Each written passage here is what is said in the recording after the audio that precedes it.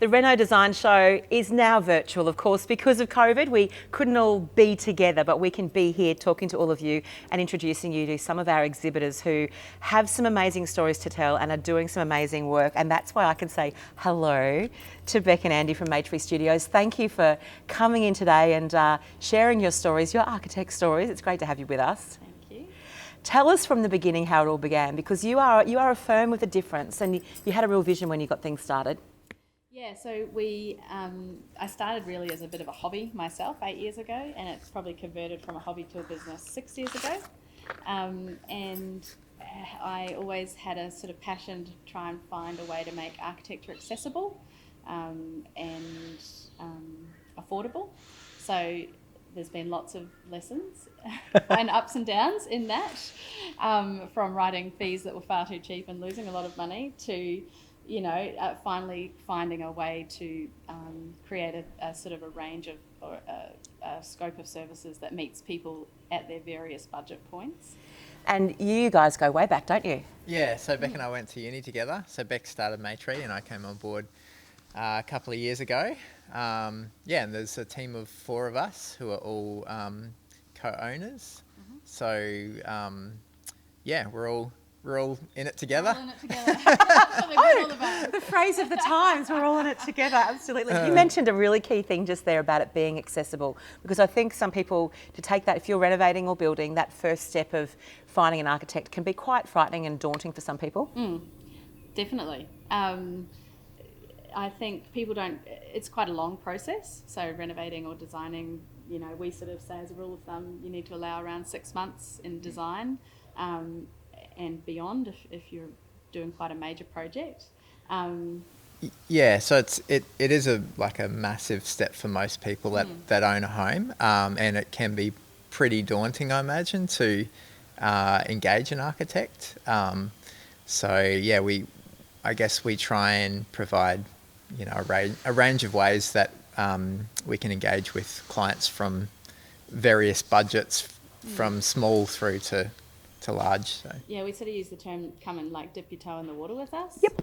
So we have some like mini services. We do summer sessions over January, February, and winter warmers over June, July, which are little mini 2-hour sessions with 2 of us over, mulled wine in winter. Yeah. Sounds terrible. And beer in summer. But where people can just bring their project, whatever it is, and just workshop it with us. And then take those ideas and execute them. Because I imagine some people come to you not actually knowing what they need or what they need, because it's a big step. It can be pretty complex, and there's a whole array of things that go into what you can and can't do. For instance, it's really important just to even know, planning-wise, what you can build in your area or in your particular site. We get a lot of inquiry with people with homes that have traditional building character overlays in Brisbane or a flooding overlay, and that has a huge impact on what they can achieve. So really that first step is kind of helping people understand, what can you achieve on your site? On your site. And they might say, okay, we want 4 bedrooms, 2.5 bathrooms, standard brief, 4 bedrooms, 2.5 bathrooms, kitchen with scullery, open plan, kitchen, living, dining, outdoor room. We love entertaining outside. The concept of what most people will put in a house is largely the same. It's the bits and pieces of the decisions, the context, who they are, all those things that come together that make something unique and special. And it is, that unique, that special, it's about personalising, isn't it? And also, I guess you are the brilliant people with all of the ideas and the creative side, but you have to draw out from people who they are and so they still get a piece of them? Yeah, we kick off our project with words rather than drawings. So that would be unusual, yeah? I would think it's probably unique. So we sort of take the approach that it's not us taking your brief, going away and coming back to you with all of the answers. Yes, people have engaged us to be their expert, but we also do a project called our workshop, which is about unpicking not just what they want, but those values and the esoteric things about who they are and how they live, and You know, in the morning, do they get up and they make coffee, but they like to go back to their bed? Those kind of rhythms and the flows of a home are the things that we want to unpick. Oh, do you know what? That is such a beautiful, it's a conversation, isn't it? So it's not just a drawing on a piece of paper. It's a conversation about how you live your life, and that's how you would build your home. Yeah, and I think often the things that come out of that, the uniqueness, is really, I mean, for at least that's something that brings me joy, is seeing the uniqueness of the client in the project. The personality, the weird things that we wouldn't put in there. Yeah, like we've had a that's client right. just recently finish a house with this stunning yellow, crazy splashback in their kitchen, and that's the stuff that is fun. Because it was sentimental to them. She Because found it, she loved it. She's a real hustler. She's great at sourcing awesome things, either on Gumtree or finding great small bespoke fabricators. And so she helped, you know, she threw these things at us, these curveballs, which we then integrated into the home. But the outcome is this home with enormous amounts of personality. and It's it's her personality. and it's her, yeah. Yeah. And I guess for you guys, that's you've got to listen. You're probably great listeners. I hope so. Otherwise, we're failing.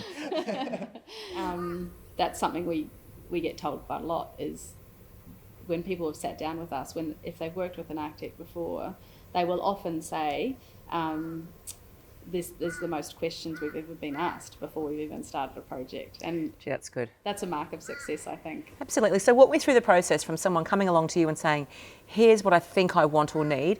What's the journey then? Yeah, I mean, I think that for us, the process is pretty important. So as Bec mentioned, we'd always start with a workshop, which is everything gets put out on the table as far as their ideas. We'll really extract the brief from them. And then, yeah, it's basically the journey through each part of the design, where we're meeting with them and engaging, and there's stop points throughout the design where they can, you know, they stop and discuss, and we modify or... Yeah, there's lots of... It's a design is a staged process, so you kind of walking people through it in small steps, so you don't have to have all of the answers to begin with. And so they're not getting like the finished product and going, oh, this is not exactly what we There's lots were of hoping. opportunity for feedback. And I think also as a client, you learn as you go. So that if there's, you said earlier about taking some time, and you need to allow it, because you do, as you understand more and more. And I think we all think we know how we live our lives, but like you said, I go back to bed with my cup of tea, or what do I do? When you realise those things about yourself, it probably changes how it will all evolve. Yes. Absolutely, yeah. And I think as well, it is important, hopefully, for our clients to have lived in the house for a while. That definitely helps, because they'll notice things over time. Some come to us with a fresh sight, and then over the 6-month period, things might change. It's always funny when you get fireplace briefs in winter, and then Summer they're pulling it out. swimming pools in summer. I think I did that once.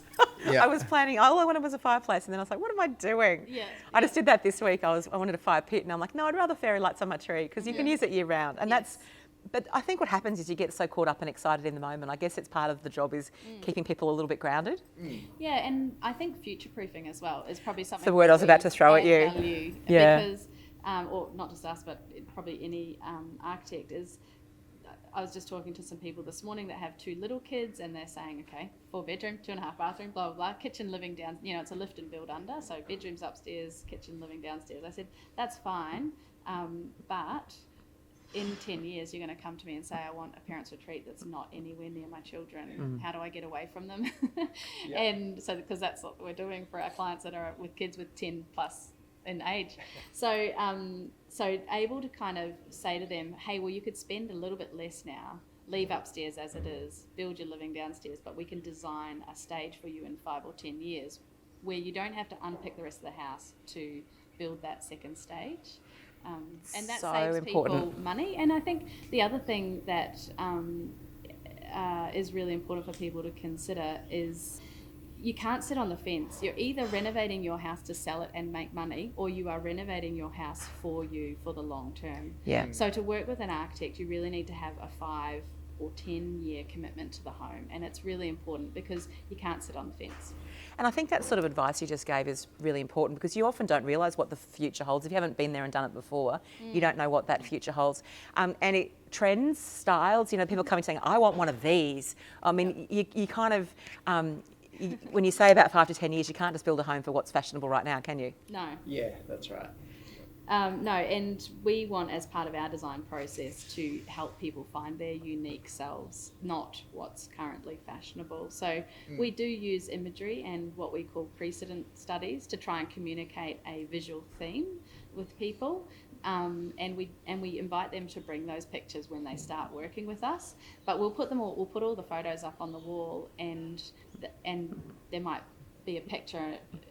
Recently, we had someone who brought in this. It was this beautiful picture of a brick home with really weathered timber, and I was like, oh, okay, this is really strange in the rest of the pictures. What is it that you love about this? And it actually wasn't anything to do with the materiality. He was like, when you walk into a country bakery and there's that smell and it's the warmth and you just want to stay there. How do you make my home like that? Oh, that's beautiful. So you just gave me a little bit of goosebumps. That's actually beautiful, and how descriptive to be able to convey that. And for a man to also, not to be sexist, sorry, but men will often, women will talk with those emotional words more easily often than men. So talking to an image and helping them talk to that, we often find we get a lot more out of male clients that way as well. Isn't that interesting? So you want a piece of you in your new home or in your new renovation, then I think Maytree will be able to help you out, because it sounds to me like you really discover the person and or the people and what they need. So thank you so much for coming and chatting and for being a part of the Reno Design Show virtually. I get to sit with you, but everybody else just gets to look and chat. So thank you for being a part of today. And we will be with you right up through until July 26th. Each and every day something special will be happening. Mightn't be me, you might see lots of other fabulous folks, but we are there as we get to know our exhibitors and support and celebrate the Reno industry.